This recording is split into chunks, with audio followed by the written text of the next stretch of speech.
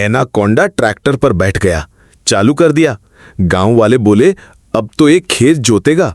किसान भागा, मेरे ट्रैक्टर को छोड़े बिना नहीं मानेगा। कबूतर बोला, तेल में साबुन डाल दो। एनाकोंडा जैसे ही एक्सीलरेटर दबाया, फिसल कर कीचड़ में धंस गया। किसान ने रस्सी से बांधा और जंगल में छोड़ आया। अब गांव में बड़ा बोर्ड लगा है, एनाकोंडा बिना लाइसेंस ट्रैक्टर चलाना मना है। अभी तक लाइक और सब्सक्राइब नहीं किया?